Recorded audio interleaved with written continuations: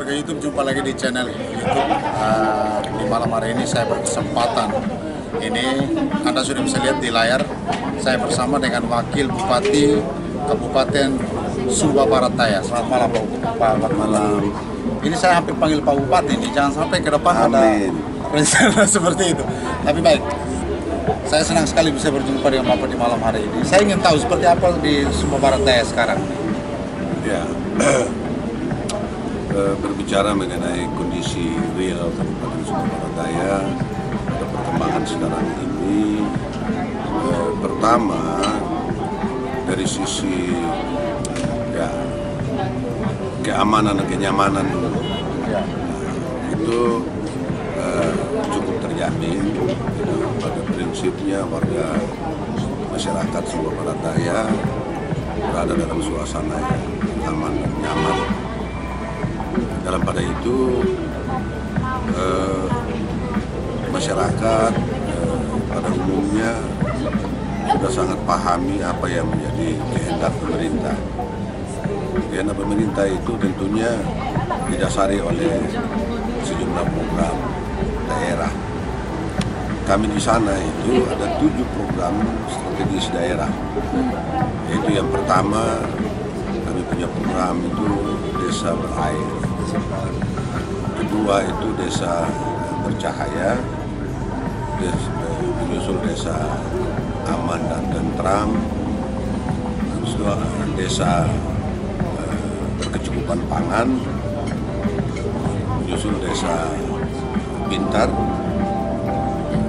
susul lagi dengan desa sehat, dan yang terakhir adalah desa wisata. Dari 7 program ini, dikala kita menilik satu persatu dalam bentuk terpisah, sepertinya dia tidak punya arti. Beda. Program ini berarti dikala tujuannya tidak boleh diartikan terpisah, karena satu mata rantai, saling berkaitan satu sama yang lainnya. Oleh karena itu, kalau kita berbicara terkait dengan kebutuhan air bersih melalui program desa berkecukupan air, desa berair, itu tentunya dia akan bersentuhan dengan desa sehat, dia akan bersentuhan dengan desa berkecukupan pangan, bersentuhan dengan desa wisata, desa pintar, gitu. Dia akan bersentuhan semua. Pun demikian sebaliknya dengan program-program lainnya. Oleh karena itu,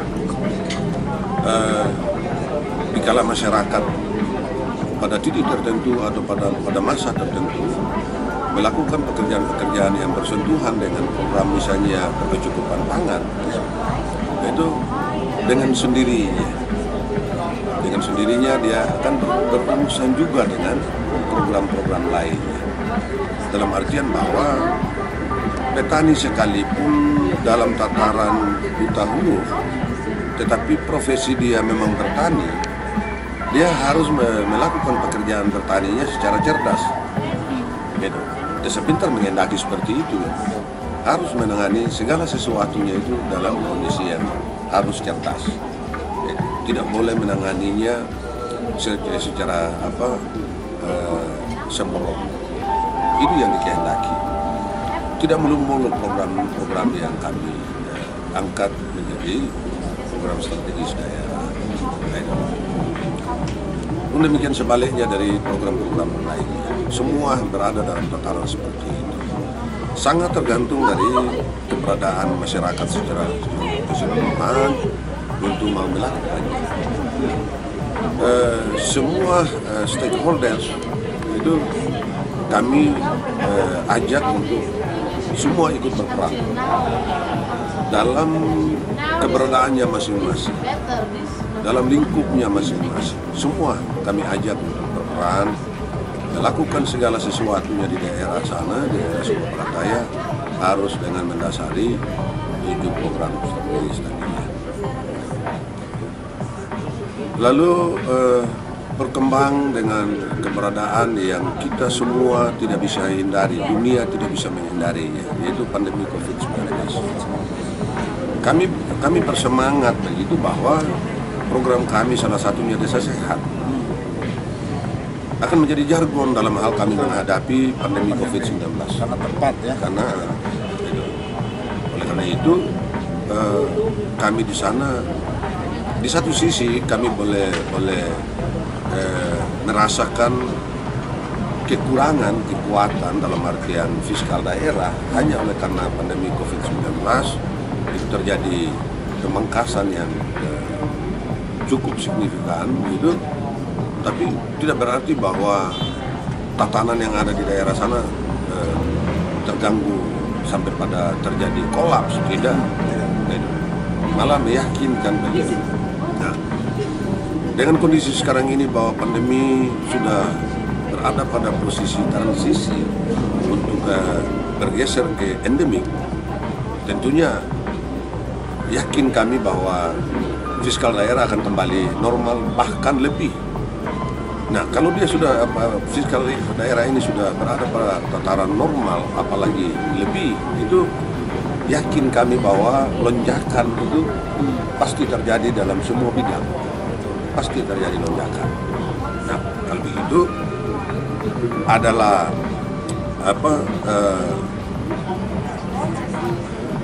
hal yang salah itu. Keliru dan makan salah dikala dengan posisi kembalinya fiskal daerah ini normal itu tidak terjadi lonjakan, itu sudah salah. Berarti ada sesuatu yang tidak beres. Tapi optimis kami itu dengan keberadaan ini akan ada perubahan yang lebih itu pada perkembangan tahun ke depan. Sisa masa tugas kami yang masih berada pada 2 tahun 4 bulan. Ini yakin bahwa program daerah dari 7 tadinya akan semakin menunjukkan keberhasilannya. Untuk 100% penuh, saya kira itu sebuah perjuangan. Tetapi sukses pasti itu ada. Kalau kesehatan kan jelas sudah tercover dengan COVID, Ya. anggarannya dialihkan kesehatan. Lalu dengan 6 program lainnya ini, apakah masih disisihkan sedikit-sedikit untuk tetap berjalan gitu? Sejauh ini? Dalam hal menghadapi situasi pandemi COVID-19, tentunya yang menjadi perhatian utama adalah keberadaan warga masyarakat. Warga masyarakat yang menjadi sorotan utama dalam hal perhatian adalah mereka-mereka yang berada pada posisi ekonomi lemah. Di sana oleh pemerintah kan sudah sejumlah bantuan masuk untuk meringankan atau menyelamatkan mereka dari situasi yang darurat, terutama dalam hal mendapatkan sejumlah bantuan dari sisi pangan atau dari sisi pendidikan ada. Itu oleh pemerintah tingkat atas. Oleh kami pemerintah daerah juga ada, misalnya di bidang pendidikan. 2 tahun terakhir kemarin ya, kami membantu keberadaan mahasiswa yang betul orang tuanya berada pada posisi ekonomi lemah. Itu kami bantu. Itu kami bantu 4 juta per anak. 2 tahun. Tahun ini tetap berjalan, tapi sudah dalam tataran dia menurun jumlahnya. Kalau tahun kemarin berapa banyak yang? Tahun kemarin itu saya tidak hafal persis jumlahnya, tapi jumlahnya di atas 1.000. Siswa yang berada dalam tataran tadi. Karena kami kan ada sejumlah syarat yang harus menjadi dasar dalam hal pelayanan. Sampai pada surat keterangan dari desanya yang menyatakan bahwa betul orang tuanya dalam keadaan tidak mampu. Itu tuh ada sejumlah syarat. Tahun ini kami berada pada posisi 750 anak melakukan lahan terbantu. Kami sisihkan dana sejumlah itu tetap ada. Jadi pun demikian dari sisi kesehatan itu ada perhatian khusus untuk mereka itu non biaya gratis atau gratis sifatnya dikala mereka membutuhkan pelayanan kesehatan.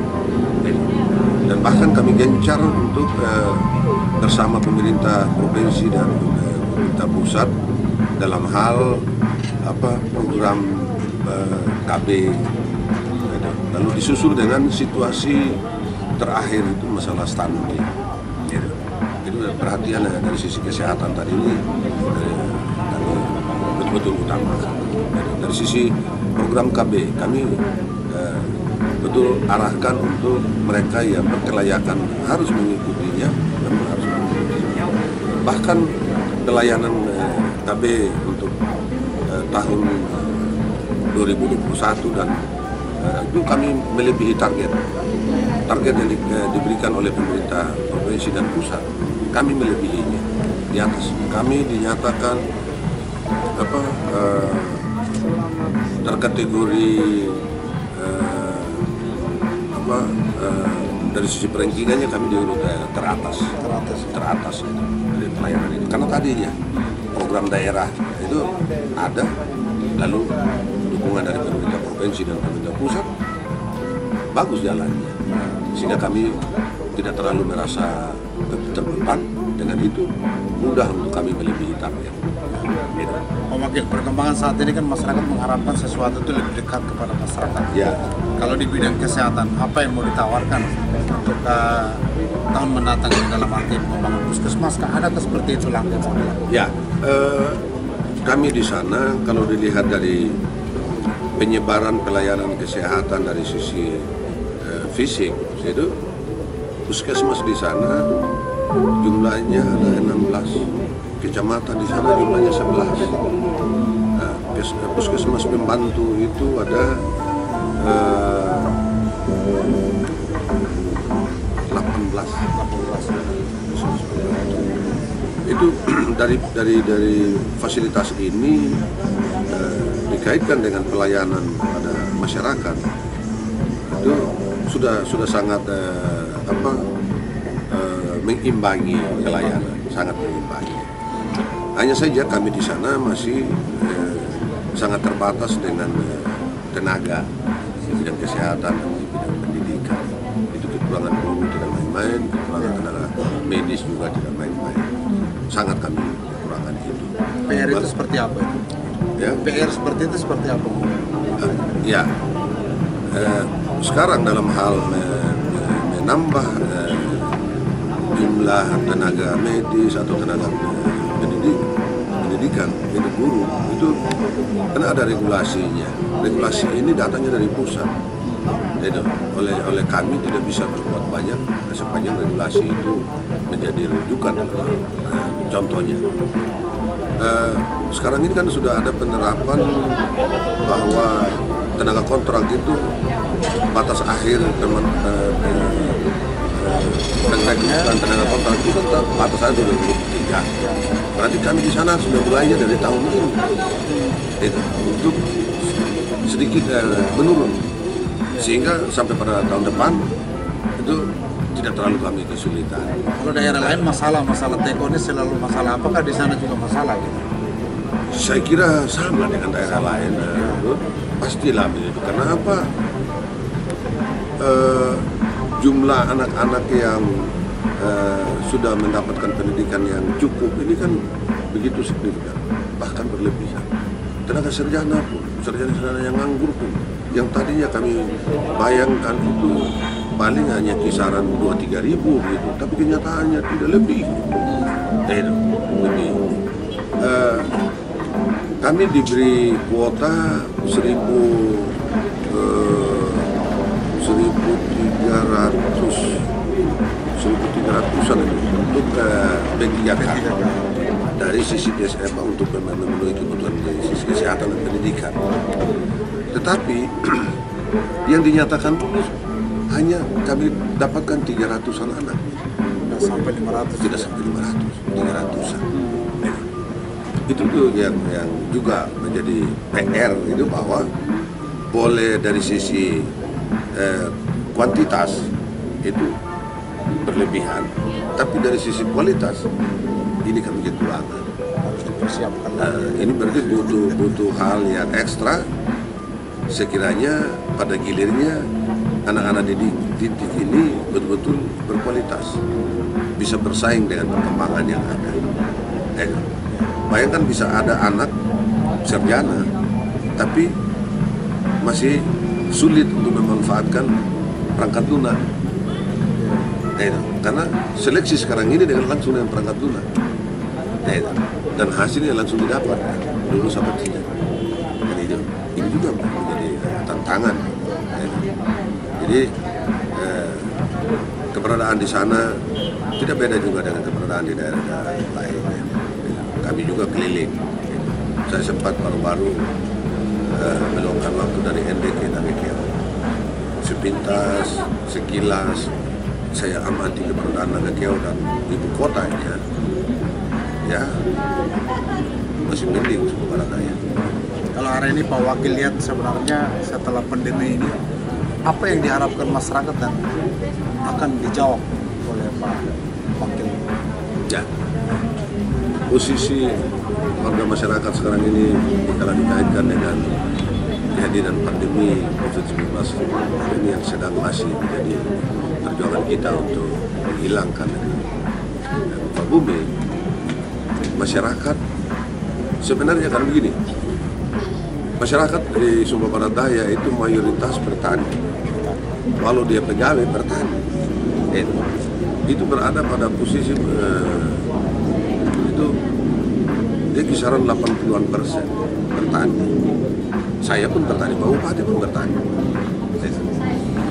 Dengan posisi ini, itu pandemi dikaitkan dengan keberadaan ekonomi masyarakat tidak terlalu terpengaruh.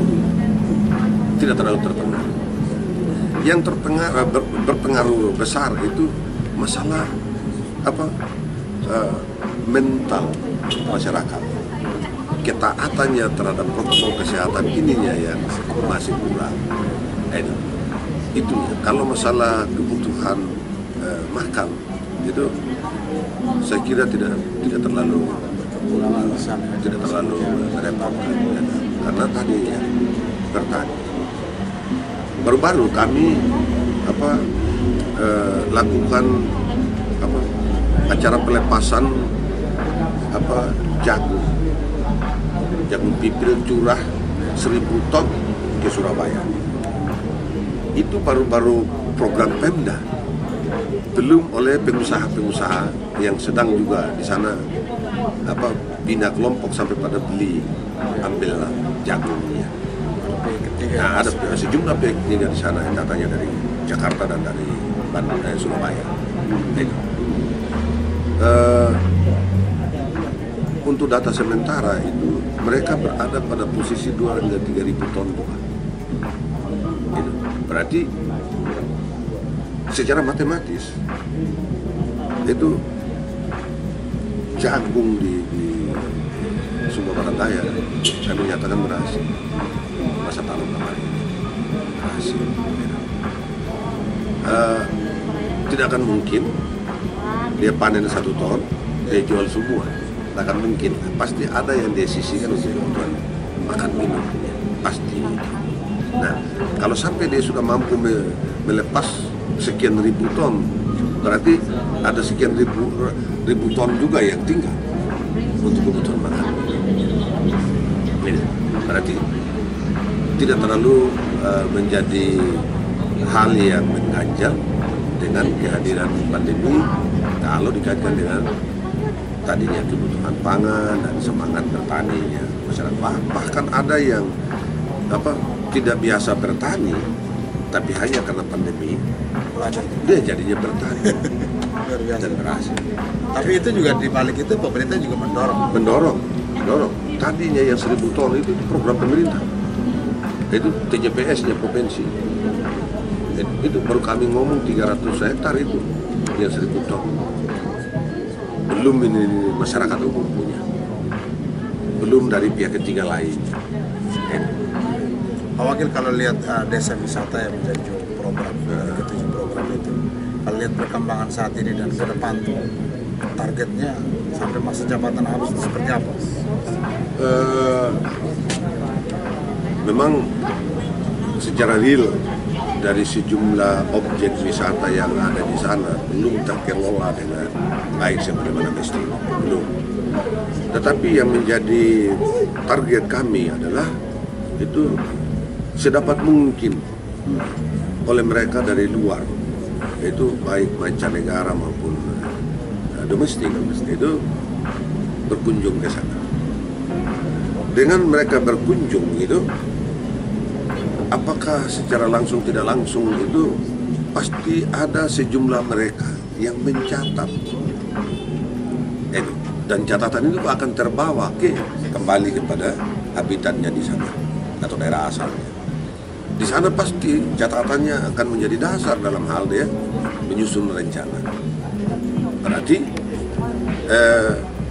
kami harus menunggu waktu dong, atau ada waktu tertentu yang oleh mereka bisa datang untuk berinvestasi.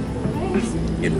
Kami butuhkan untuk investor masuk di bidang pariwisata karena sejumlah spot pariwisata kami di sana sangat menjadi perhatian pihak luar. Itu apa saja bisa bahari, lalu pantainya, lalu alamnya, itu budayanya, itu banyak di sana, sangat dimungkinkan. Bahkan pihak luar sudah begitu semangat memiliki sejumlah lahan. Saya bisa nyatakan bahwa sepanjang 92 km bibir pantai SPD itu kurang lebih 70 km-nya itu sudah dikuasai oleh pihak luar. Kurang lebih 70%-nya itu sudah dikuasai oleh pihak luar. Nah, ini yang kami dorong untuk 70% penguasaan mereka dari bibir pantai atau tanah-tanah sepanjang pantai tadinya itu supaya secepatnya ada action di situ untuk sesuai dengan perencanaannya. Apakah dia membangun hotel, apakah dia bangun objek wisata, itu di situ dapat wisata yang bagus, sangat terbagus. Sekarang sudah ada hotel yang terbangun di paling ujung baratnya Pulau Sumba, wilayah Sumatera Barat. Itu hotel yang anggaran tahap satunya itu 300-an miliar. Investor dari luar. Itu kerjasama investor dalam negeri dan investor dari Prancis. Itu yang sedang bawa. Kalau bukan pandemi, tahun ini sudah diresmikan. Karena pandemi akhirnya dia bergeser. Paling tahun depan baru bisa diresmikan. Kalau kita lihat kan satu persatu sudah mulai. Sudah mulai muncul. Ini bagaimana kesiapan pemerintah di sana dalam arti Dinas Pariwisata sendiri menyiapkan masyarakat untuk bisa memberikan sesuatu kepada tamu atau siapapun yang datang ke sana. Saya kira bukan hal yang terlalu serius atau istimewa untuk bagaimana membangkitkan semangat masyarakat dalam hal mencermati apa yang menjadi kebutuhan dari bidang pariwisata itu sendiri. Di sana kan masyarakat ini, rakyat ini kan dari sisi budaya kan dia sudah punya sejumlah kerajinan tangan atau sejumlah keterampilan atau bahkan home industri-nya. Misalnya tenun ikat itu sudah home industry. Upaya-upaya itu sedang kami semangati untuk, dan sampai pada sejumlah manik-manik itu untuk menjadi istilahnya cindera mata. Itu sudah menjadi semangatnya warga masyarakat. Oleh pemerintah daerah melalui Dinas Pariwisata hanya berusaha untuk pertama terkait dengan regulasi. Apakah dalam bentuk perda atau perdes itu sangat tergantung dari situasi dan kondisi yang dimungkinkan. Itu yang berkaitan. Lalu berikutnya oleh Dinas Pariwisata mempersiapkan sejumlah program yang sifatnya pemberdayaan. Apakah mendidik mereka untuk memahami apa keperluan daripada pariwisata itu sendiri. Bahkan menukik pada mendidik mereka untuk mendalami salah satu bidang usaha, misalnya perhotelan. Kami di sana punya sekolah perhotelan, punya sekolah perhotelan. Itu investor yang datangnya dari Amerika. Itu misalnya sudah bahkan memiliki lahan yang cukup. Dia mendidik anak-anak itu sudah bekerja sama dengan saya tidak persis itu yang sampai pada di luar negeri. Jadi anak-anak hasil didikan di situ itu kirimnya keluar, gitu. dan sukses. Jadi, malah rebutan, malah mereka kekurangan stok, gitu. Di Surabaya, di Jakarta, bahkan di Inggris, itu dikirim ke sana. Anak-anak Sumba sendiri, gitu. Memang bukan hanya anak Sumba Barat Daya, tapi dari Sumba. Ada yang dari Sumba Barat, Sumba Tengah, Sumba Timur. Pak Wakil, kalau kita lihat ini kan seperti Pak Wakil sampaikan sisa 2 tahun 4 bulan lagi.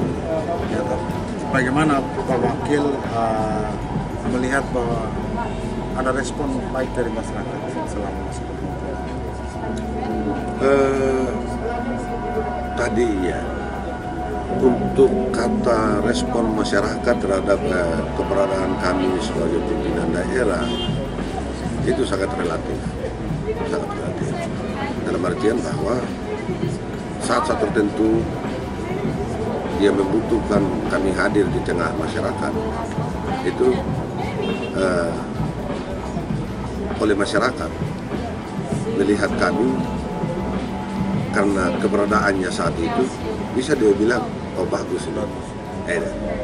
Saat-saat tertentu kami mengharuskan untuk kami harus ada di tengah masyarakat yang notabene-nya saat itu oleh masyarakat itu berada dalam situasi yang mungkin menurut mereka tidak membutuhkan kehadiran kami, tetapi oleh tugas itu sendiri membutuhkan kami harus ada di sana.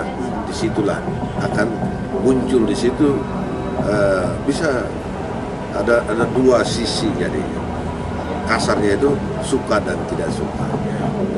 Kan ada pemimpin yang suka geli dengan tanggapan masyarakat sendiri. Kalau Bapak sendiri seperti apa? Keliru kalau sampai ada rasa memang wajib hukumnya sebagai seorang pimpinan daerah atau public figure itu tidak boleh merasa atau saat bersih baru datang, salah, kotor sekalipun, dan itu yang harus jadi intinya bahwa